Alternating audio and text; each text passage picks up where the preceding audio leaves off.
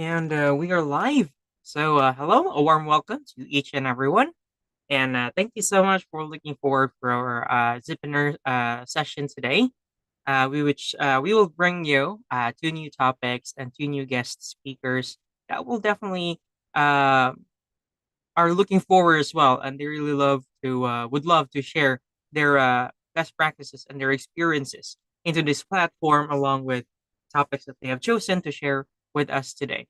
So this initiative is actually free for everyone. For anyone who would like to join, you can come and join in. You can be an attendee or you can be a guest speaker who wanted to share their experience as well, like this two guest speakers that we have today.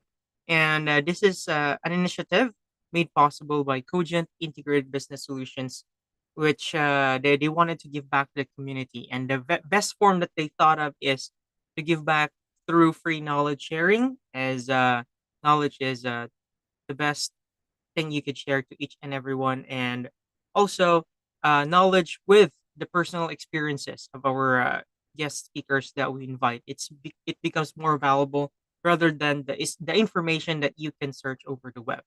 So here, join us today and ask questions. Definitely interact with our guest speakers, no matter where you watch. It may be on YouTube and Facebook. Put your questions in, and we'll bring it to our guest speakers so they can interact with you too. So the first topic that we have today is how to start your tech company. So anyone can start their own tech business, and the first steps are difficult. So it's not always easy to start a business, especially starting your own tech company. So our speaker today is a tech serial uh, entrepreneur, and Stargate. The company is Stargate Holographics and Tech Leader Society, and he is a tech entrepreneur based in Paris and has embarked his entrepreneurship journey at the age of 19 and driven by a passion of innovation and technology. And currently, he's a co-founder and head of sales at Stargate Holographics, which is a cutting-edge company specializing in hologram and innovative screen technology, and has been growing a team that operates out of their office in Paris, La Défense, and also the solo founder of Tech Leader Society, a dynamic tech business club in France, and very soon international, with a background in tech sales and then entrepreneurship, and had the opportunity to speak at various conferences and share his insights through interviews, including a TEDx talk that you can find on YouTube via VL Media. So, without further ado, let me introduce to you our speaker today, Mr. Louis Bardwell. And yes, he is excited to share with us his experiences and best practices in this topic in terms of starting your tech company. Please take over, sir. Hi, everyone. Thank you for listening to this webinar, this talk. So, first of all, I want to share a stat. 90%, 90% is the percentage of entrepreneurs who fail. And the chances of success are even lower in the tech industry. But I, I mean, entrepreneurship is about passion and about also kind of like freedom. Even with the chances of failure, a lot of people try, and I hope that many of you who are listening because you have this wish to become an entrepreneur. So to present myself a bit more deeper, so I'm 23, I'm based in Paris, and I've started building companies at 19, and I failed two companies before, two tech companies. My first entrepreneurial experience was an app that was sharing data between gyms and gym clients. But in 2021, gyms closed in France because of COVID. So my first entrepreneurial experience was a failure, and I lost some money, all my pocket money from back then. But it didn't stop me because a few years after the COVID, I started again to work on startup projects. So I built another company in medical AI for medical deserts, and it was another failure because I couldn't find the data to train my AI solution. It was very hard to work with public organizations in France and to work on sensible data, like medical data, patient data. So I failed two companies, and then I built StarGate Holographics with three other associates. So we're four associates, and we have built this company in Paris. We're a growing team, and we're selling like Mr. said, we're selling hologram machines and innovative screen technologies in France for now, but we're going to grow internationally very soon. So that's going well, but failures before. And also at the same time, I'm working on a tech business club called Tech Leader Society. So I host, I create and organize tech events, sort of like mini trade shows, because you have speakers and you also have booths. So two complementary businesses. I believe having several businesses is not a problem, unless they have to be complementary. Because during my tech events and afterwards, there are my screen technologies and hologram machines. Um, and it wasn't, let's say, I wasn't born an entrepreneur or in an entrepreneur family. By this, I mean that anyone can become one. So I was born in Boston, in the United States. I grew up in California for 10 years, and then I moved to Paris and the Paris region for about 12 years, and I also lived a bit in Canada. So I was born in a family that is even against entrepreneurship because, like many older generations, they're basically for a financially secure life, like the regular employee 9 to 7, 9 to 5 job. Um, and then my family was totally against me becoming an entrepreneur, like the financial risk, the uncertainty. And I started very early and I failed. And when I failed, they were even more against me starting again another project, but I still did. And I failed a second time. They were even more against me becoming an entrepreneur. And then on the third time, I finally made it. It's starting to really work very well and grow. So you have to be very determined. You will fail for sure, 100%. But when you fail and then you succeed, the success feels even better. So that's how I became who I am today, serial tech entrepreneur. How to start? That is the topic of the speech. Everyone can start, but how? So, firstly, I believe that you have to work on something for which you have a strong passion and for which you're also good at. So, there are two ways to find your business idea before starting it. The first way is to look at a market where you're familiar with. So, if you're into tennis, look at the tennis market. Is there a problem in the market that is not solved or that is not solved very well? So look for problems and then try to find a solution to this problem that is not answered. There you have a business idea. Then look at if it's financially feasible. Will it generate enough profits? So that's the second step.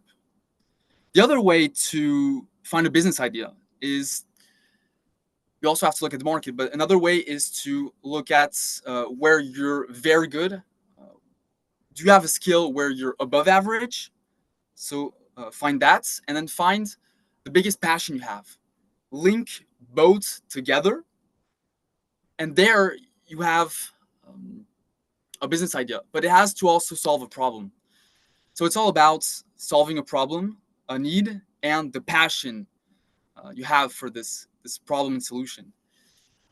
For me, it was my case. When I started my first company at 19, which was an app for gyms and gym clients, I was passionate about working out at gyms. I was going 5 times a week.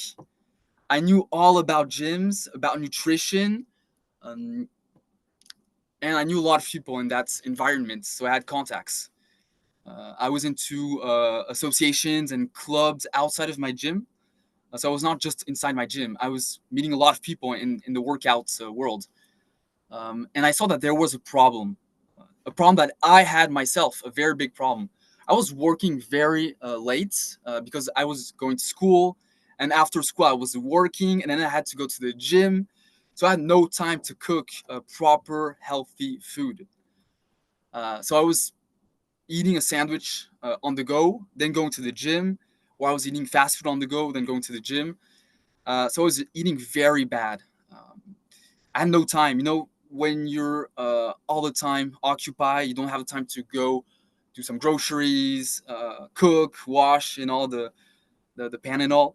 Um, so I had the idea: why isn't there healthy food inside the gym or near the gym at an affordable price, and that is personalized to your objectives, weights, and evolution at the gym? So I started to talk to everyone at the gym. I was spending my entire days inside the gym, um, on weekends, especially when I had time. So all day long, I was talking to everyone. Do you also have the same problem as me? Um, do you think that my solution that I thought about would be great? Would you buy it? And people were buying into it. They were. I do have the same problem. If there was this solution you're talking about, I would pay some money. So I found my segment that I was passionate about.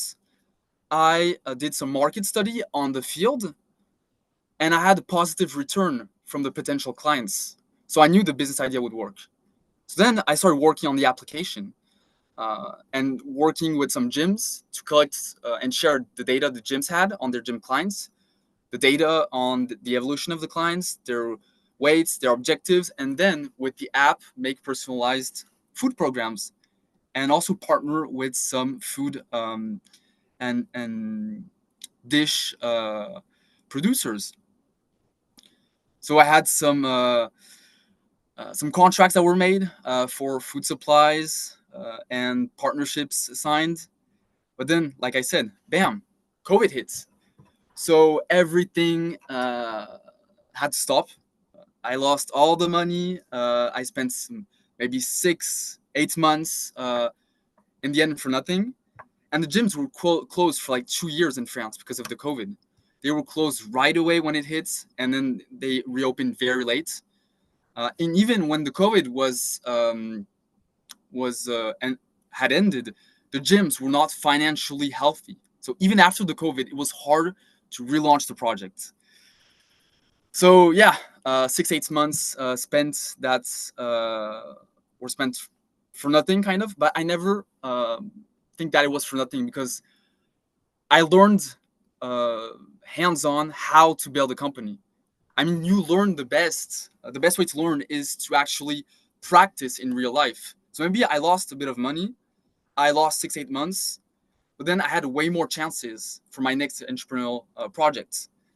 And I mean, the money I lost and what I learned from that, I learned way more than the college year, and it was way cheaper than the college year in the US.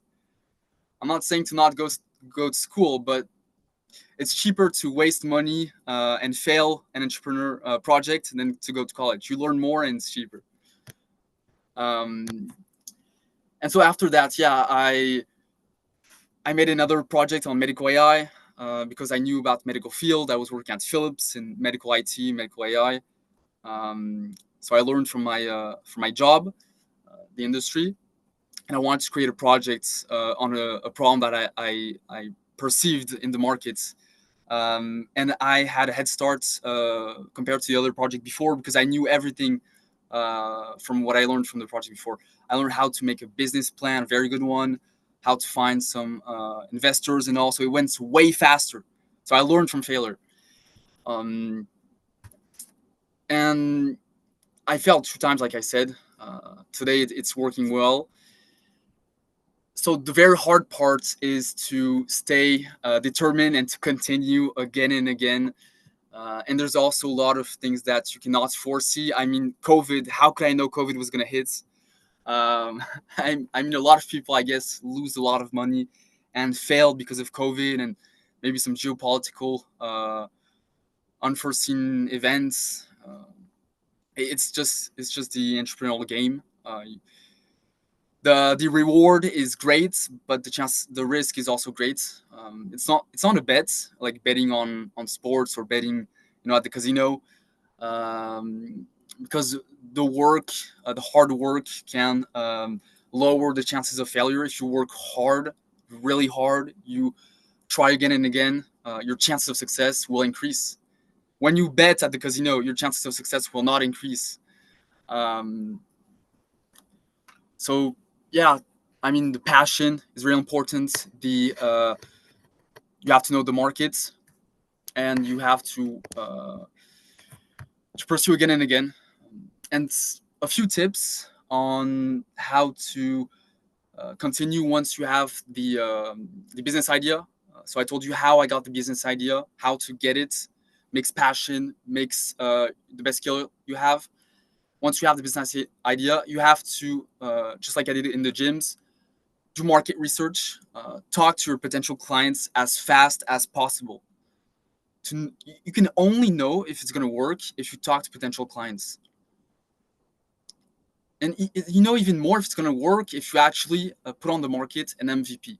So first prototype that is minimum viable, call that an MVP.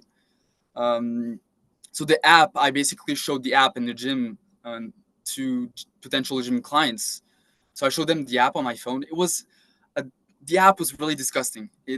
I mean, the front end was super basic. It was like a Wix, an app that I made on Wix. It took me a few hours only, but I had something to show to people.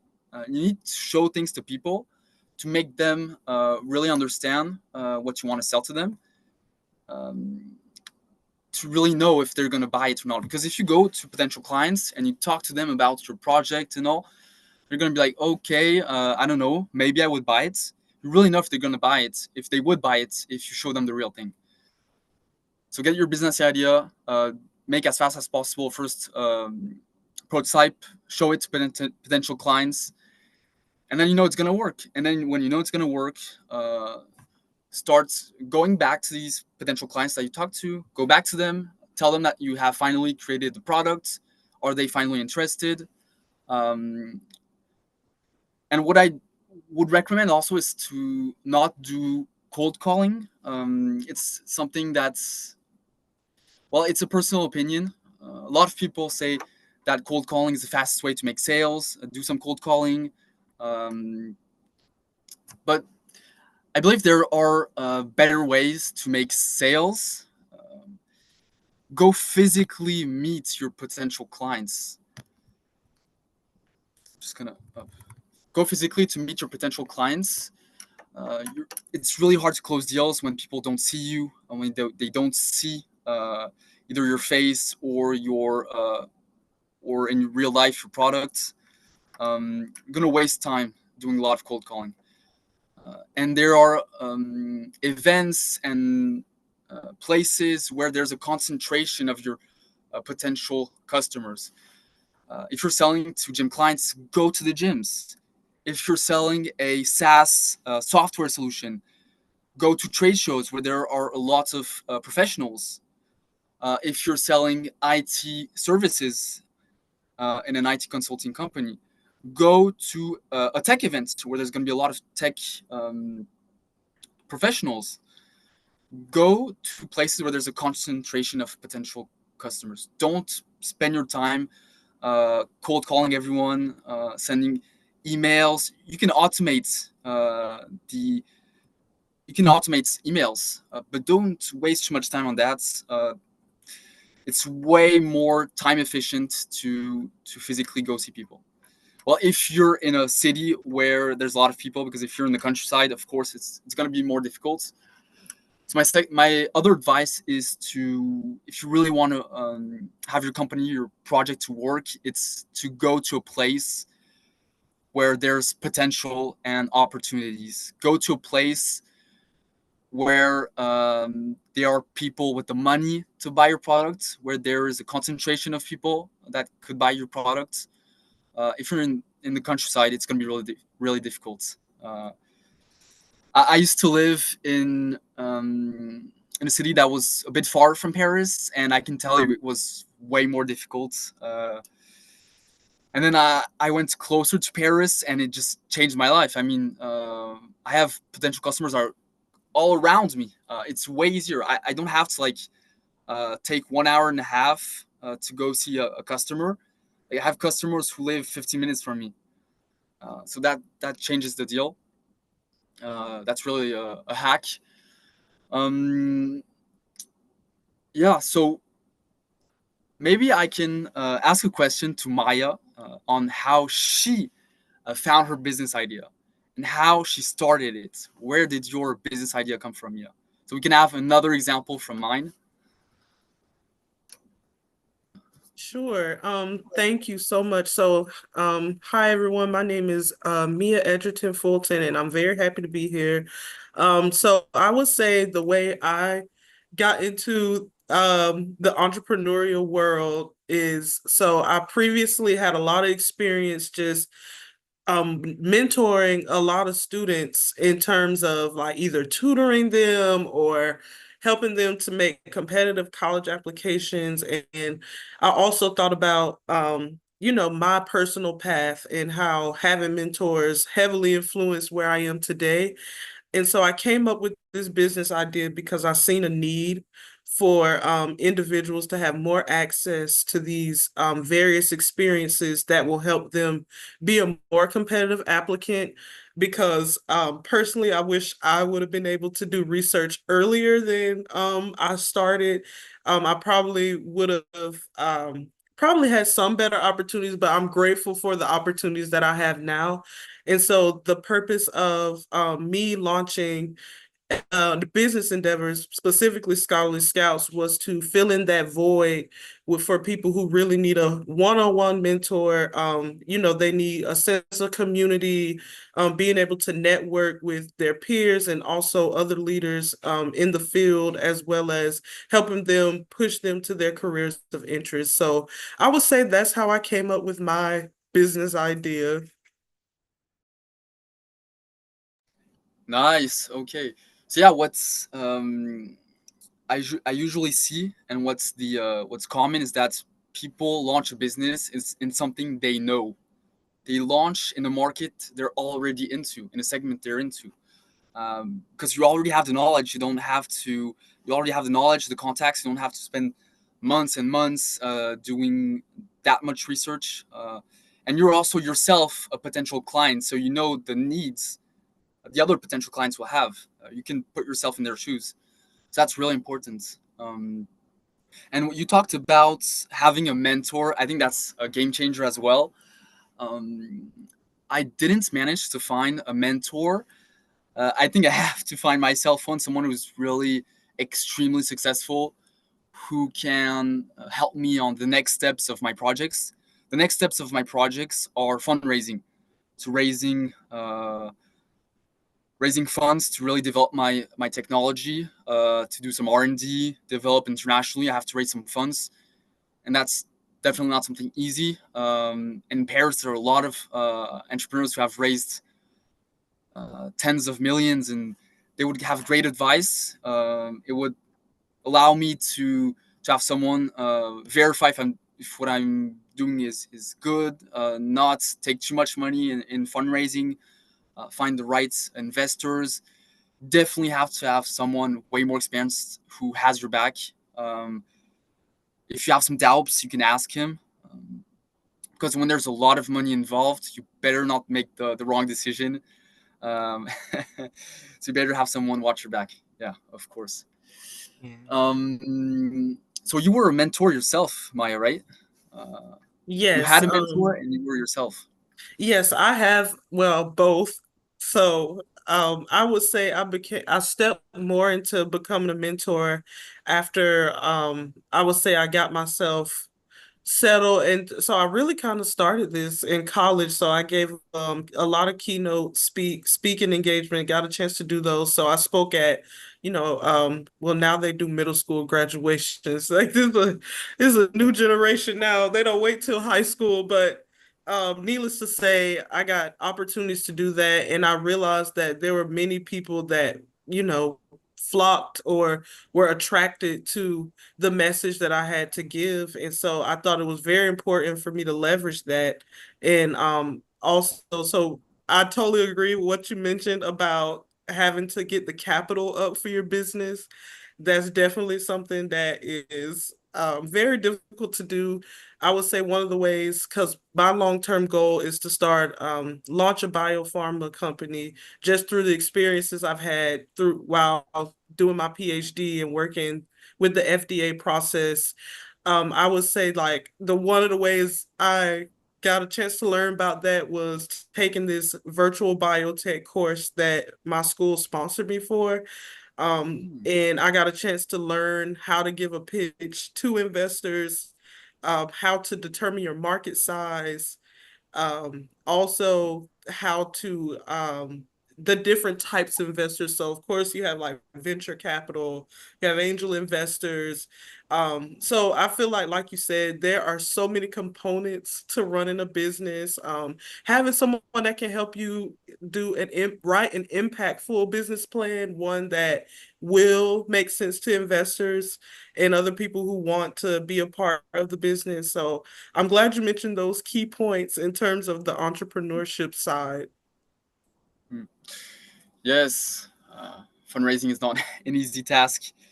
Um, yeah, and also I would say, I want to say another advice: take a lot of time to choose your right co-founders and associates. A lot of people, they pick their closest friend. It's easy. You have your friend right next to you. Hey, you want to launch a business? But I think the most important factor of success is the founding team. Maybe sometimes even more than the business idea. Sometimes you can have a business idea that's not that good. You have like co-founders, associates who are super good, and with an average business idea, they make something incredible. So don't just pick anyone as a business associate, a co-founder, like your best friend next to you. Really put a lot of time and efforts into that. It's, I think, yeah, one of the top factors of success. And some people say don't mix friends and family with business. I tried to launch a business with my brother. It was difficult. We're twin brothers, so we're kind of like rivals, and also it didn't end up that well. I have some friends though who launched very successful businesses with their brothers, multi-million dollar businesses. Uh, so it depends, because it's like it has two sides. At the same time, it can be really good because you have trust in these people. You can sign contracts blindly with them. You have trust in them, so it goes really way faster. You don't have to read everything behind them, the legal part, you know. Um, and at the same time, if there's a problem in the company, you can create really bad relationships with people who you really care for. You can, but think about it twice. Spend a lot of time marketing on the getting information on the market and finding the right co-founders. I think that's what takes the most time when you build a business. Doing some research on the markets and finding the co-founders. It took me on my other projects. It took me 6 months to find a co-founder. So it really takes a lot of time. When you want to find like the perfect one, he's going to be motivated. He's capable of putting aside his job, of quitting his job to go full time. It's not easy to find someone like that. So yeah, maybe do like a conclusion with the key takeaways. So firstly, find something you're very passionate about, something also where you're very good at. Link your best skill and your passion together.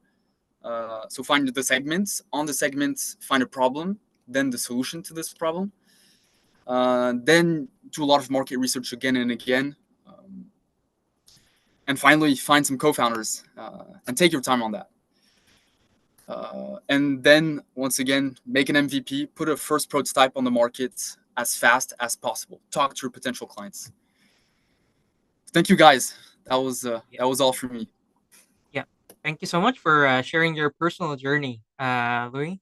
That's really wonderful. And yeah, there's like if you're looking for like what's your competition like uh in your area in terms of the services that you offered, and like if you were looking for like partner companies, what would the companies look like? Hmm. So my company's Target Holographics. So we do hologram machines and innovative screen and digital display solutions, like transparent screens, complex screens, and hologram machines for companies that have booths on trade shows, also for showrooms, and also for conferences and expositions. So those are the type of companies I work with. So that was one part of the question. Your other question was what was the other part of the question? I forgot. Yeah, like if you were to promote your business type, or like how would you like to expand your business, like what companies, or who are the companies that you are looking for example, like for partnership? Okay. Yeah. The companies we're looking for are companies that do a lot of trade shows year long. Companies that have a lot of showrooms. And you also asked about competitors. So our competitors, as it's a very early market, it's uh, the technologies we sell are new technologies. So there are only big companies who not even have put on the market these technologies. They will soon put them on the market. So we're very early on this type of technology. Um, like some big screen technology companies like Life's Good, um, Sony, Panasonic, they didn't even put on the market these transparent screens yet. You cannot find them on their websites, especially prices. They don't put prices. So we're competing against very big multinational companies, um, but we're very competitive on in terms of characteristics and in terms of pricing. Um, and as we're very agile, we're capable of putting the products and this new technology on the markets maybe faster than these big multinational companies. So that's, let's say, what makes us different. We're a small agile team. Yeah. Wow.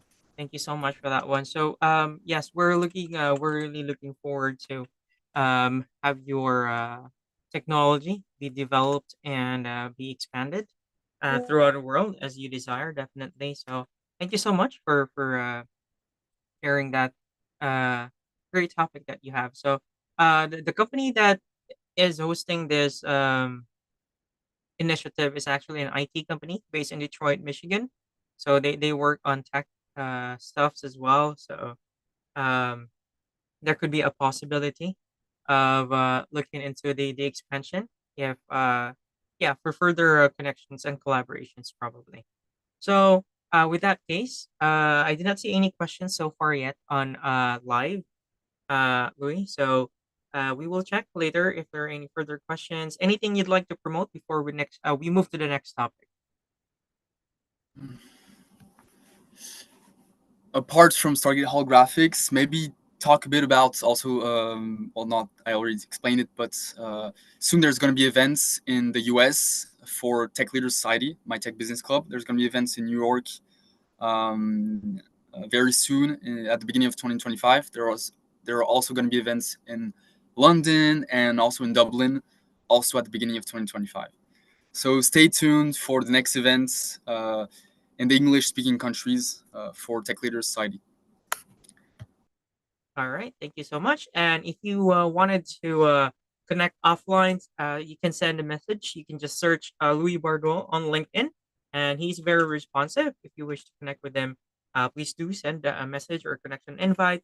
Yeah, for further collaborations that you may need to ask from him. All right. Thank you so much again, Louis, for delivering that first topic that we have today. And now moving to the second topic that we have for today. So, as you can see on the screen, the second topic that we have today is overcoming the barriers of limited access to research. So, many prospective PhD students and undergraduates experience issues with gaining research experience to get into PhD programs. So, scholarly scouts provide a solution to this barrier. And our speaker today may have appeared beforehand, before she is introduced. So, co-founder of Scholarly Scouts, biomedical sciences PhD candidate, and Medical University of South Carolina. So, our next speaker is Mia Edgerton Fulton, which is a biomedical sciences PhD candidate at the Medical University of South Carolina with a long history of mentoring students and participating in scientific research. As an award-winning speaker and scientific author, she provides a unique mentoring experience with all of her scholars. And she started Scholarly Scouts to introduce a life-changing institute that will help scholars shatter all barriers. And yeah, we are pleased to have you invited and you have accepted the request that we have sent to you in speaking in our platform and talking about overcoming the barriers of limited access to research. Here we present Mia. You can take over. Can you guys hear me okay? Yeah. And my screen is Yes. sharing, correct? Yes. Okay. Yes. And do you guys see like all the participants on the side? I didn't know if you guys see that part. You know, like it shows like Zoom participants. You guys don't see that, right? No, I no, see no. the Just attendance. the screen. Okay, Oh, you Online. just awesome. the screen, yeah. Awesome. Okay, thank you guys. So I appreciate Phil for giving that wonderful and lovely introduction. So like he said, my name is Mia Edgerton Fulton, and I'm very ecstatic about talking about how we can overcome barriers in terms of having limited access to research. So this is just a brief outline of what I'll be discussing today. So I'll give a brief introduction about me and my educational journey. I'll also talk about how people can map out their future and overcome barriers to limited research access, and then how to get proactive about reaching your goals. So first, I'll just give a little brief introduction about my high school years. So I am originally from a very small town in South Georgia, Valdosta, Georgia.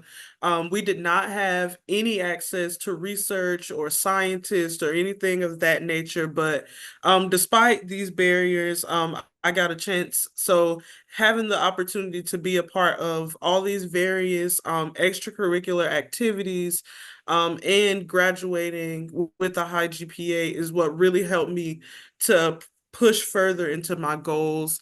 I kind of got into learning about college and understand the process by doing dual enrollment while I was in high school. So what this is, you take high school students can take college courses, and these help count towards their core classes at a four-year institution. So I was happy to have that opportunity as well.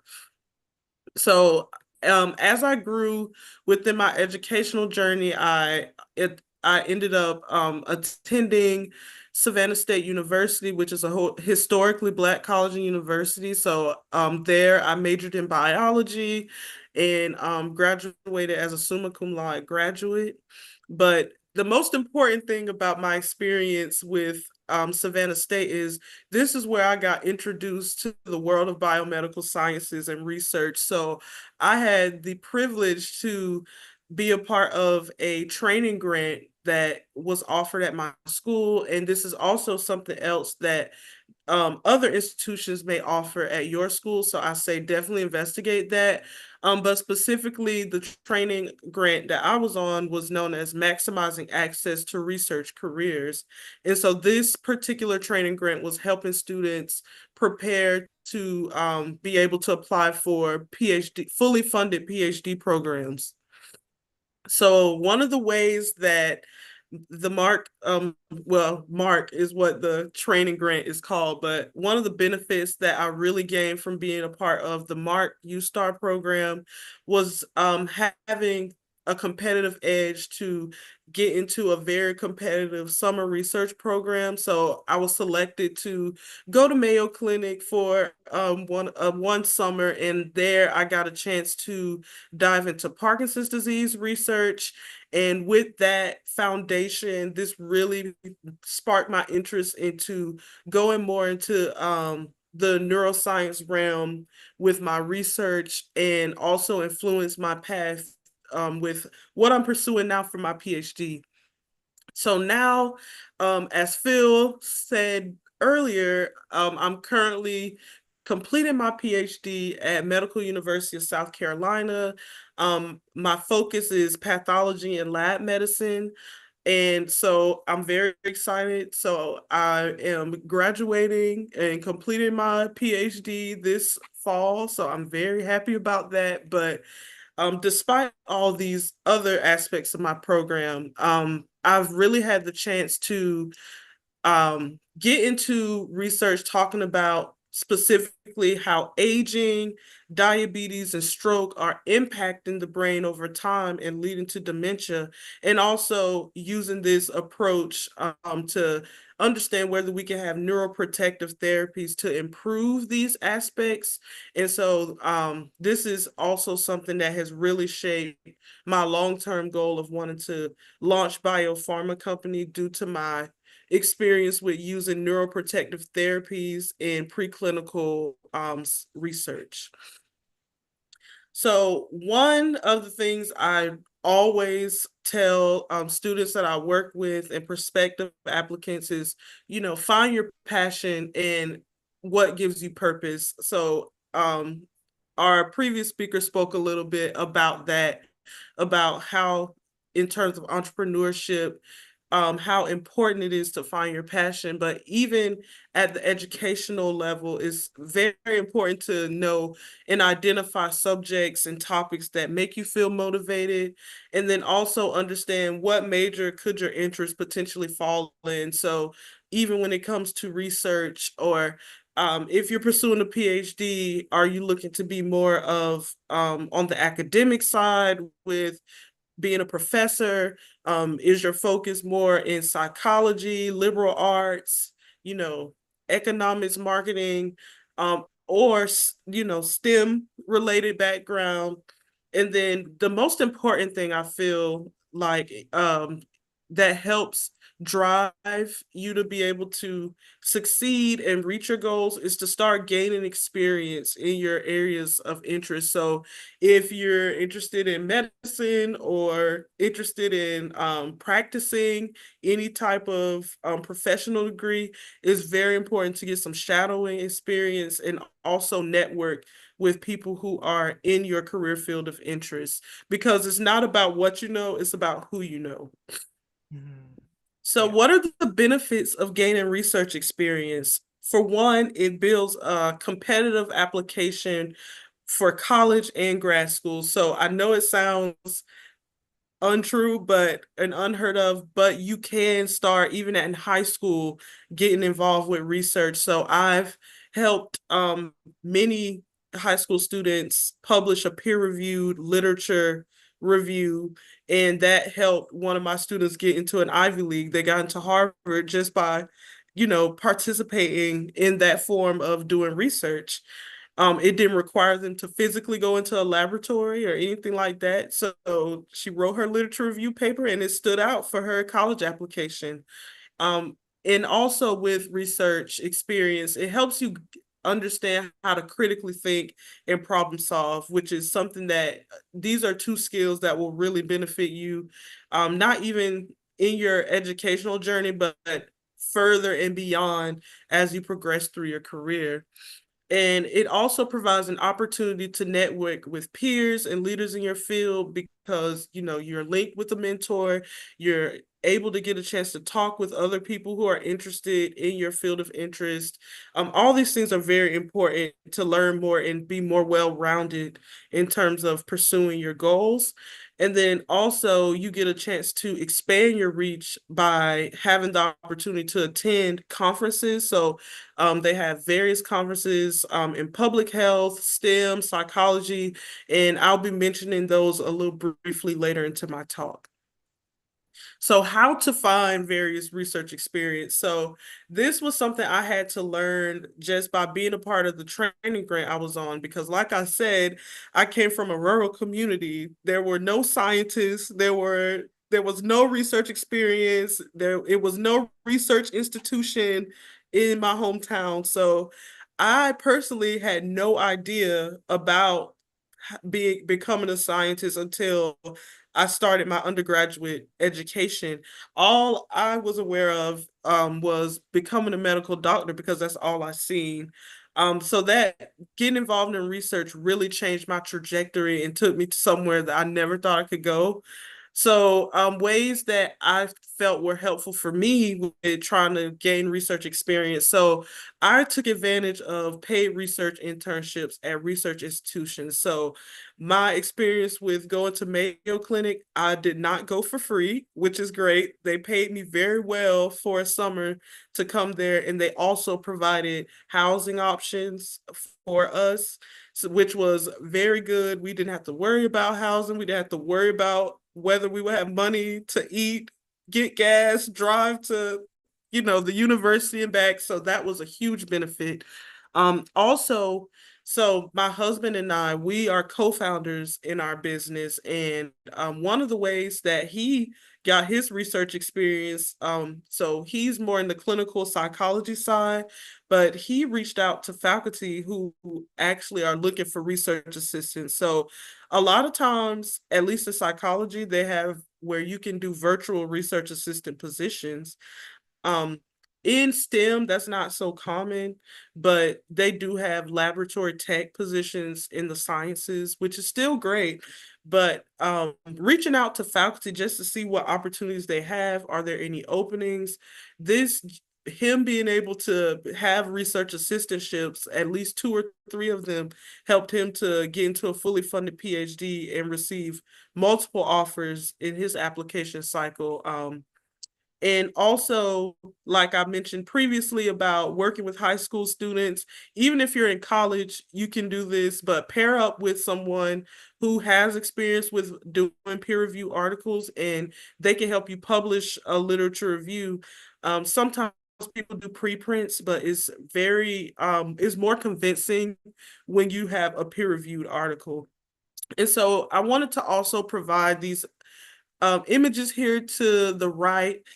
These are different conferences and different journals that, myself and other students I've worked with have been a part of. And specifically, the Journal of Student Research is a very good journal to just put your name out there, build your publication portfolio to make yourself stand out. And also, this conference here that I have highlighted, Abercams. If you attend this conference, a lot of times you won't have to even pay for your PhD application. So I think that is a very good opportunity that I highly recommend for all students. So as I progressed through my PhD, I finally had the chance to be a part of an international conference, which is something that I never dreamed of being able to do, at least at the time when I was in high school and college. Like, I would have never seen myself doing this, but it was such a wonderful experience to be able to communicate my research in Europe, especially to multiple people who had so much experience in the field of brain health. But even further, with my experience of being an underrepresented individual in STEM, I thought it was a very powerful moment to be able to represent, underrepresented communities, especially Black women in the space. So I was very happy to be able to spread my knowledge and also provide more awareness about diabetes and stroke and how it impacts underrepresented and disadvantaged communities. So in terms, I talked a lot about mentors. So this is a picture of me and my dissertation advisor, Dr. Avier Ergel. We have a wonderful relationship. She's kind of like a maternal figure for me. So we have a very strong relationship. But I would say in terms of with establishing the relationship, is very important to come with authenticity in order to have a positive relationship. If you're being someone you're not, then that's not, it's very hard to determine if someone's a good fit for you as a mentor if you're not authentic. Also, define your needs. So you have to let your mentor know when you don't understand something, or if it's something that they can do to help you that will benefit you. So it's very essential to not be afraid to communicate your needs. If someone's a mentor and they feel some type of way about you saying that you need something or don't understand something, then they're probably not the mentor for you, to be honest. And always bring your best foot forward. So it's important to have a reciprocal relationship with your mentor. So both parties should benefit. So both should share ideas. Both should learn different skill sets from each other. So I definitely feel like my mentor and she pours into me and I pour back into her. And that's exactly how a mentor relationship should be. And so for the last point I wanted to mention, it's important to use your skills to find ways to empower yourself in your community. So when I first started just getting into the entrepreneurship space, so I started as just being an academic tutor and educational consultant. So each of us have many skills that we can use to further advance ourselves. So it's very important to connect with others, to share your insight and knowledge, and also to define your market. And if you're interested in starting a business that focuses on using your strengths, I say go for it. As long as you have a strategic way of reaching your audience, and being able to understand, set goals for your business, I think you should be able to flourish well. And lastly, so I wanted to introduce and point out how we have our STEM and psychology mentoring cohorts, applications opening up this week. We would love for this is for people who are looking to apply to PhD programs and want to get into a fully funded PhD program. And so with these cohorts, students will get a chance to network with each other, join our LinkedIn networking group, and also build positive rapport with mentors in their career field of interest as well. So thank you. I appreciate having the opportunity. These are all my socials if you need to reach me. So all of our company socials are at Scholarly Scouts. So you type in Scholarly Scouts, you'll find us. We're also on TikTok if you're a TikToker. And if there are any questions, I will be happy to answer. And thank you all. Wow, that's really great. Like the actual transitions that you have shared, like you have placed everything, the challenges you have experienced, how you have overcame it, like where you are right now. Like that's really great. Thank you so much for sharing your personal experience here in this platform. And let me just check the questions on live. If there are any? No one yet. Uh,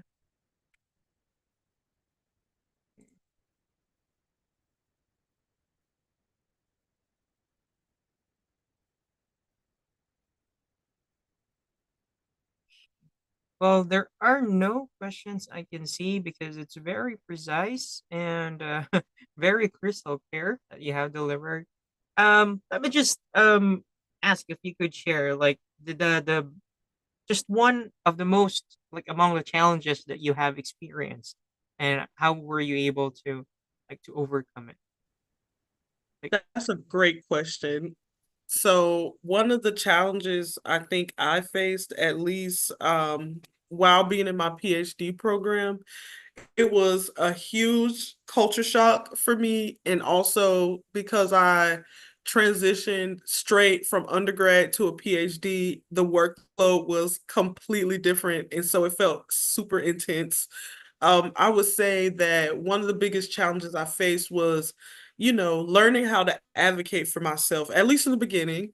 A lot of times it's very difficult for students to, speak their minds essentially and to say, like, hey, like, I don't think this is beneficial for me. And also having the power and the willpower to walk away from anything that's not helping you get to where you want to go.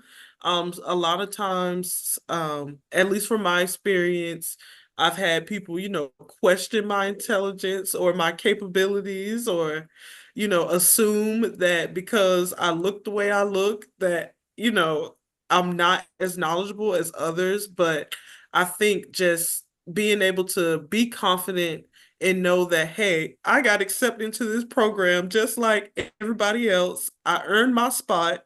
I know I'm worthy of being here. So I think just knowing your worth is so important, and knowing the valuable skill sets you have to bring will help you be able to advocate for yourself better. Wow, that's true. I totally agree with that one. So just have to be yourself and make sure that whatever reason you are in a certain place, it definitely makes you worth that spot. Uh,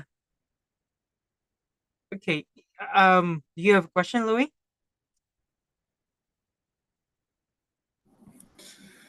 Um, Crystal clear, like you said on Maya's speech.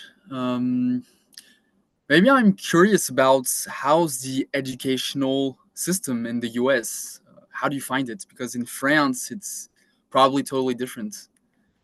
I mean, in France, like resume like how's the educational system and research. Researchers are not really well paid at all in France, so a lot of people they would rather go do some research in private institutions or uh, be a professor alongside their research, because I believe the people who do research they're the ones who have the knowledge, the ones who have, let's say, the most knowledge and who can bring the most value, but they're at the same time the ones that are the less paid, which has for me no sense. So is it the same in the USA? Because this is not normal. I'm so glad you mentioned that point, actually. So I wholeheartedly agree that researchers are not paid enough for what they do, at least in the academic setting. Excuse me. So that is especially why I'm looking to transition out of the academic space, because you can still have your valuable skills and have, participate in research, but get paid triple, double more than what you would even if you became a professor. You really don't make as much money. You really Exactly. don't make as much money as you would, like, if you were like a full professor. So, and the higher you go up in professorship, the more you will make. But also having grants is also part of, helps people get paid more. So if you don't have funding, you don't have a lab in academia. So that's essentially why I want to, get into the biopharma space and use the experience that I've done. And it was a very tough project. So I'm like, I have to continue this and get paid what I deserve. Exactly. Like I've seen some more in the US, but in the US, what a researcher in IT gains, it's times five in a tech company. A researcher in tech company gains five times more than in a school, which is crazy. And also, I think researchers are uh, not enough light is put on them. I mean, I was an ambassador at Vivatech, which is the biggest tech trade show in Europe. And just like every trade show, especially tech trade shows, the people who speak are only business people. Whereas the people who really have the tech knowledge are the researchers or the technical people, but they're never the speakers at conferences. I mean, I don't know why researchers are always put aside. They do the most studies, they have the most knowledge, but at the same time, they tend to be like more of shy people. So maybe they don't ask enough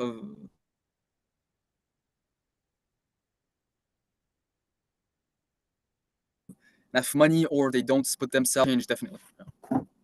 Yeah, I agree exactly with what you said. A lot of times, at least people who are in research, they get very caught up in the in-between details of explaining the science.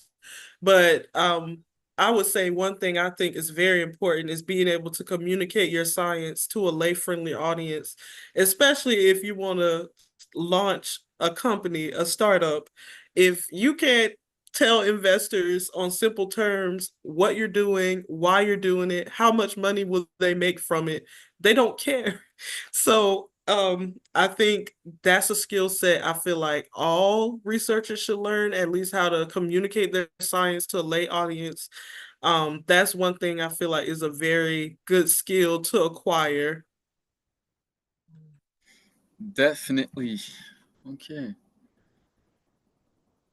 Yeah, I I don't totally think I agree have with any more that. questions, but Yeah, thank you very so much interesting for the session. opportunity. I really enjoy getting a chance to meet you, Louis, and you as well, Phil. I've really enjoyed getting a chance to share my knowledge and also learn from you. So thank you all.